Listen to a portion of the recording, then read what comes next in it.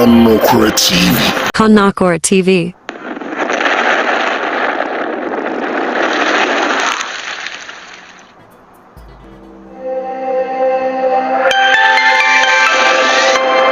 To Macron TV. To Macron TV. So an open so and they now to fulfill Bosome fulfill on the 7th of October. Because I the another say is for any accused for me cow mo yaw. But what they are so subscribe a can quit TV in the Amaya. Also, the no abusia what here in gem subscribe na share man in corner of who DC why o subscribe when they be seeing grammar the BI so breaking news in the man in the bit in the yaba over share those was a echo. The same pass it, remember the Utimia, we newcomer, Efra Basua. But what the answer over share now the subscribers so ama a can create TV at the Akko. And there's 7th October na and there 365 days and now say Abushumi Duminu. And now say Abushumi a year. And I said, "Nam a fit pepe pim ene ya Hamas ekotaki Israel amede a cool kesia independent naso e dia be wiase asisi no e kono e wiase atumfu hu ba bia kwan e ko because ba bia ko no e keka ko ba bia ano e din yi papa. So October 70, a very devastation day for entire world, and then especially the Middle East and then Israel and their enemies. And Sabri can Ukraine was shit a year. Your friends say Israel for no we show say your momo kafrapa and yako say o madofu bibri. The Ephraim and now call Talavia. It was a Abaye anniversary that Sia Isa for no already Nagasano. It was anniversary day because Isa for no fashion via Umudia Safeno and I know Mudia that day was a music night as I didn't see Isa a Hamas for attack woman and in Tiasa Bekshim Kunama is here and make us a year. Talavi ukwa chese enyasem kotwa dompa make say no ade o mabobo mo no bi kutukuta candles ene ade o mo no enyina no wo mo day wo mo kai October 7th ni o madofo ene o mo ma o mu nua no nkola nketo bi da ho hye asase ase e wo Gaza iza fugusu po mo chiri kwan ya o mu hu o mo a Emma Gaza ntokwa etuntwa wiase atumfo aya se ebigyan so enyeyi because omo fa no kore enya dwuma eninti na de ekono no abusua ma me fa ne brof kasem kakra se be ya nua no so a omti betimi atiase thousands gathered in Tel Aviv to mark anniversary of October 7th attack. The front candlelight vigils, memorials and marching to mark the anniversary were held in cities ranging from Tel Aviv to London, Paris and Berlin, with moves set to be held around the world on Monday. We are there echo and you come here, maybe Brahman for march. You kuta a flag, candles, neoma, or more air celebrity, no more kai, yin and more mukoka a game. And the Kumbe Brima, a crab, Bremuja be Breshiagun, Qualanim, Penform, Rewaning Kokra, Ibabi Brea, Ka, Yeveka Somi, innocent people, and who Akoka a dream. Dear Bent, if you say, a dear. Make us say, Saturday, a damponic sia is see a wiase pa. Israel, you says, I the any ambassador necessary a corner no the teaser for the Jinakono and then they make us be cost of Gaza. Na his bola for so do on by Jimono, you need the SCA, one penny phone in Yanano, mokunkum America sɛ Israelfoɔ ɛwɔ southern Lebanon ntɔkwa ɛkɔ so dendenden na wokɔ sɛ fresh Israeli strike hit South Beirut, an Israel military statement issued overnight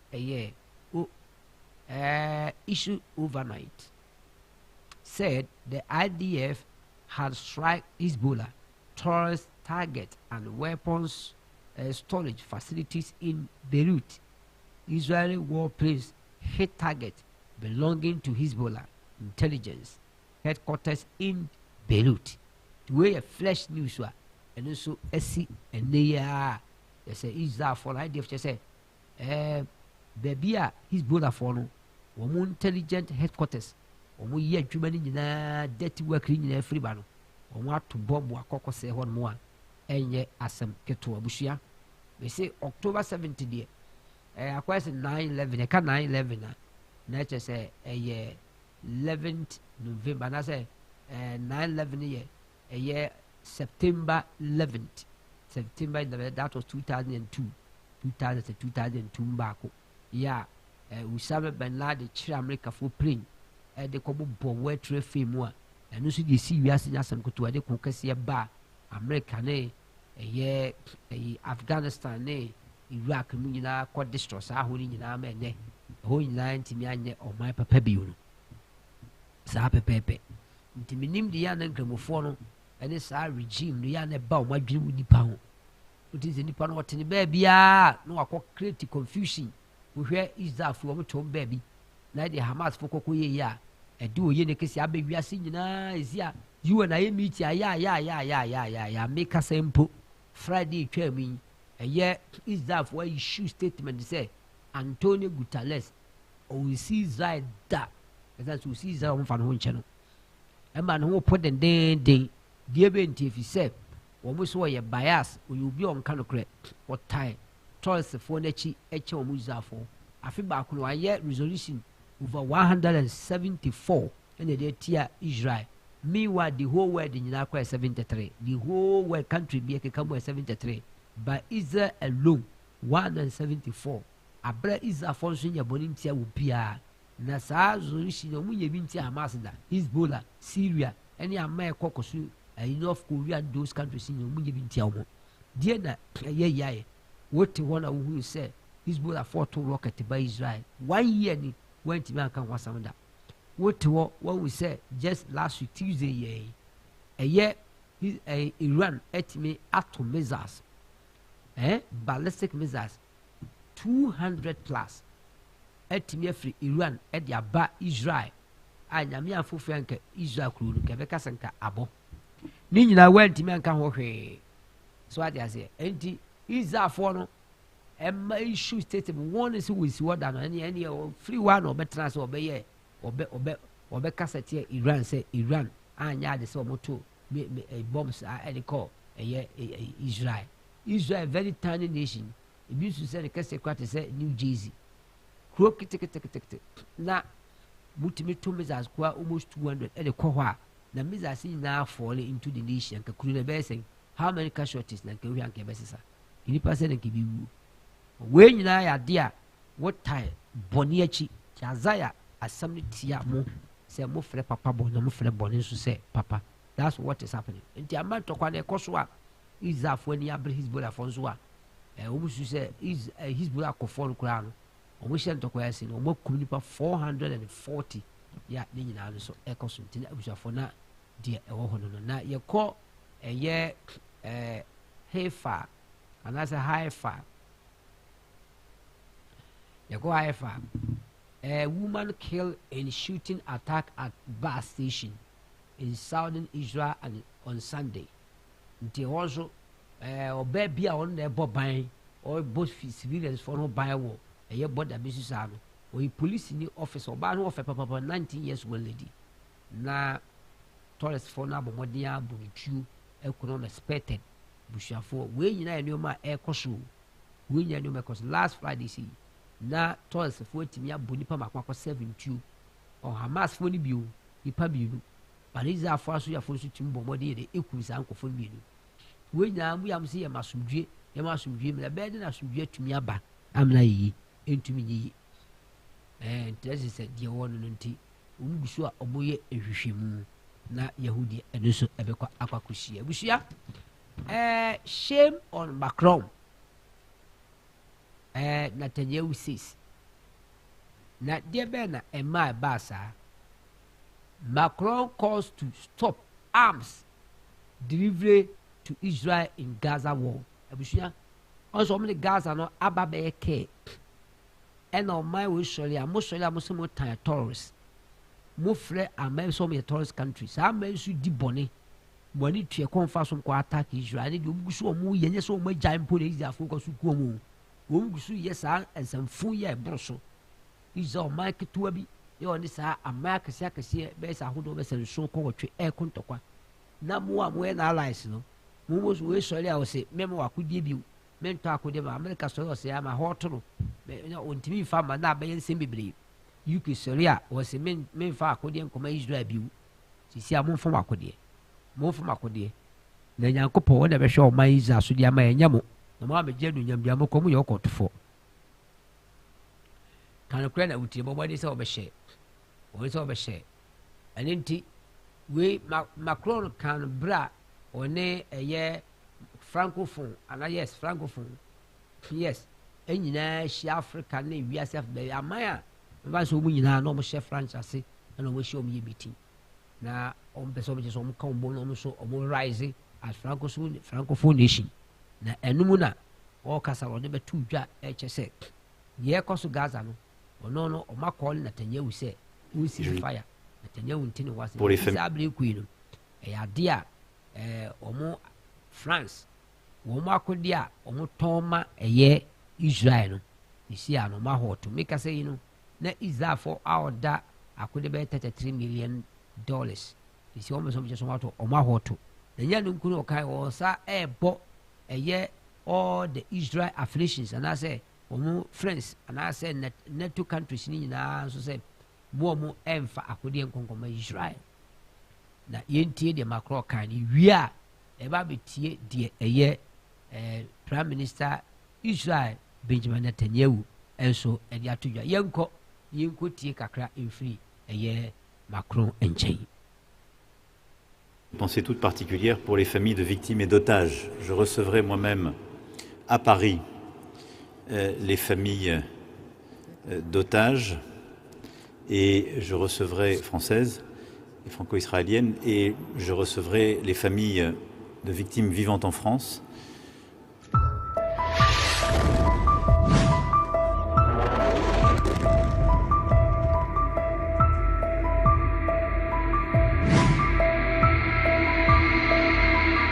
Et je le dis en ayant une pensée toute particulière pour les familles de victimes et d'otages. Je recevrai moi-même à Paris les familles d'otages et je recevrai françaises et franco-israéliennes et je recevrai les familles de victimes vivantes en France.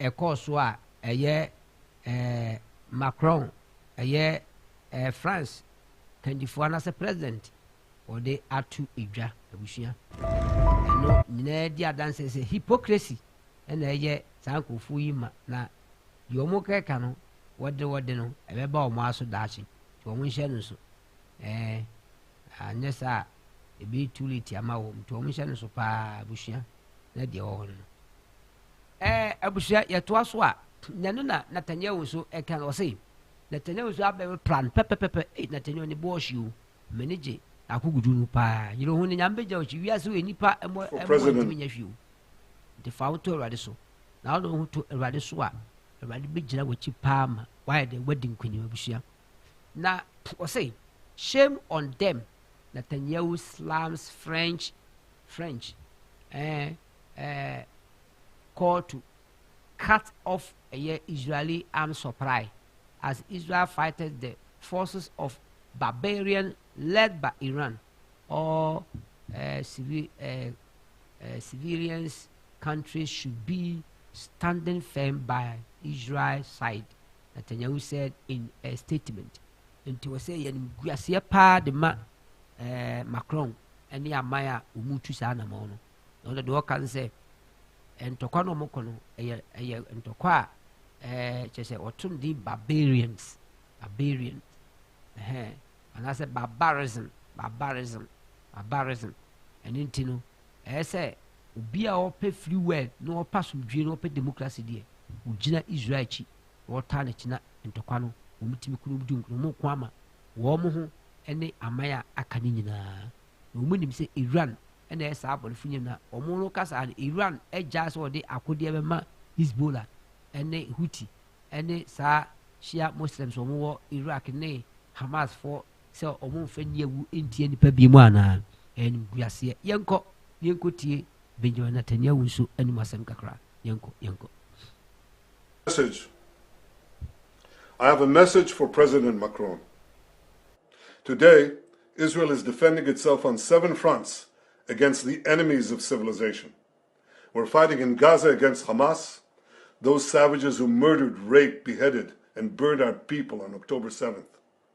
We're fighting in Lebanon against Hezbollah, the most heavily armed terror organization in the world, which was planning an even greater massacre than October 7th on our northern border, and that has rocketed Israeli towns and cities for nearly a year.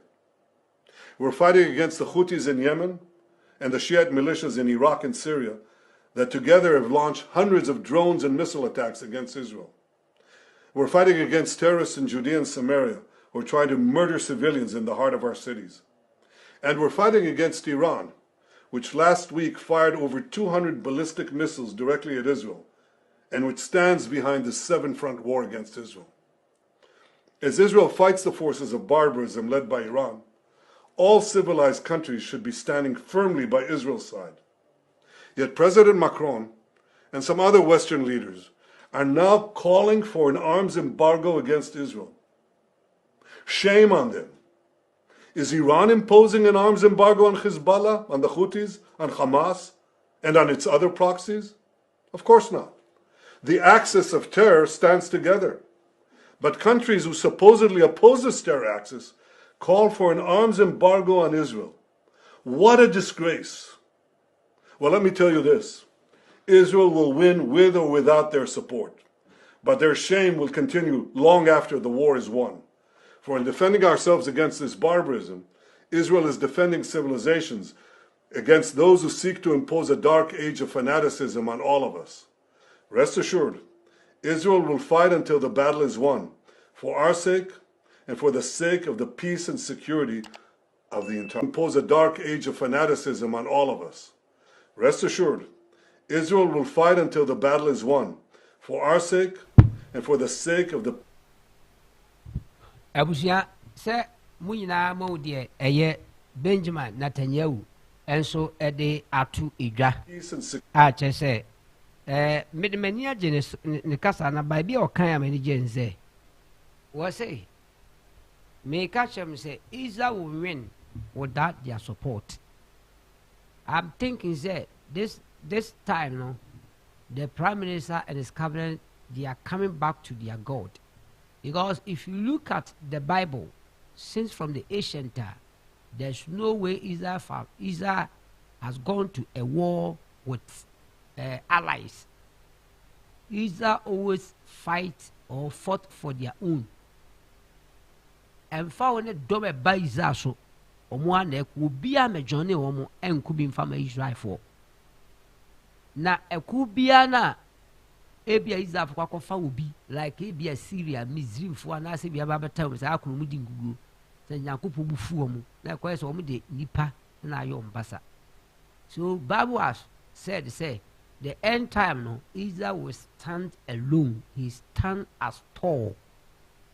Obe lifting no at that time maple now so the maple na the mountains no the big nations they call themselves as superpowers. They think without them Israel cannot be exist, especially the America, UK and the French. So if Netanyahu is saying this, it seems Netanyahu have maybe realized or see something. God is speaking to them. Now Israel is coming back gradually to their God. Now if they able to see their God, I'm telling you and listen, there's no way Israel will lose or Israel will fall. doesn't matter the nation that will gather against them, they will overcome them because they are depending upon their Lord. See, no more could there, but on the what to Mako any ally, so. But see, and Omu who say, ally, in a qua, you, mamma. We a can of news, we a can of news, and on a pay, who team me, I'm a debra one, who team me, I'm a debra one. The Etienne say, Maniaji, Mammy, Bakubi and Vanka, young solace. What is that? Is that the more dangerous work? Pa baby, as I'm found to you, Abacasu. So when you have to do so, Bailey than a dear. And our best said, Johnny dear is cut dear, who be near be. Umbetia Kakra, I bet you America president. I bet you UK president, you a jealous. Then, and yet be Biao, the leadership of Hezbollah, the sourcer of Nasara. As I say, a remuch say, Nasala watching. Inipa bese binu asemiensa and omdomaba. Now betraswa. Wunya be very expensive work. Artist wunya dia ni unu fie na mayi. Nemu either you survive and see another problem. To make us say na nu adue yen. Omo de obi be si so a ne dinde Hassan Safaldani. Sa de pay.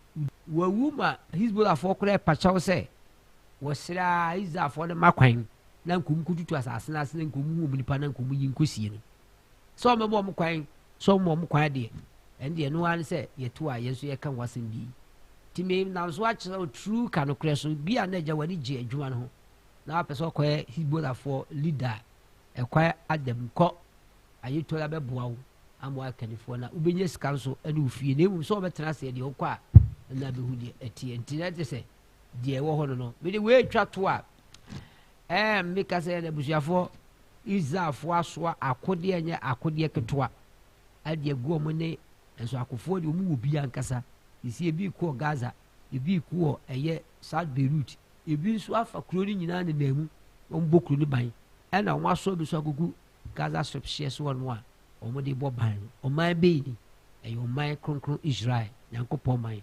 God will guide them and God will protect them as he's doing for his church. May the good Lord richly bless you wherever you are. Share and subscribe for our This Kanukre channel in YouTube grows and give all the glory and honor unto our Maker. May God bless you. Let's meet, if God willing, Wednesday. Goodbye. Bye. But for the 10 say, apart from say Wednesday be everybody, any breaking news should be near the paper because he say we are seeing the shame mu said that Ben and that Israel will retaliate to Iran or against Iran. Israel is yenim the we discuss can be say warrior facility we should nuclear BCC tie na yeguso aye twen ya hwe the outcome of the Israel retaliation because say Israel should go for the leadership of that regime na Iran enya ahoto eno so ehu pa o ni nyina bi ehu so any action Israel will take no a disaster bebe wi ase pa busuafo nti yemo mpa yi yes everybody say ono ankasa enwodwene o manfa mayen se be ya o ma me fa yi di benya sumdwa tere because ukọ bomb eye oil na oil bo be kosuma wan hwe ye na eti Africa di bewu ye ho be kire yankasa ena ukọ to nuclear ayinsu a enso enim die de beba kamene kam support nuclear ne die but the ministry said so enya bete e wo ha be ba pa Joe Biden the class will support says that for ebeto bomb and also kwakose nuclear facility no and now call for leadership no so dia say the hukuma asana yi has nasare na ayitola na yakunu a for enya ade a iwiase bejo ti yensere rade say ono a ini wiase ni rade nka we rade akwani any development or any update yet bebremu nti ye wono no makrawo rade akwa bye bye.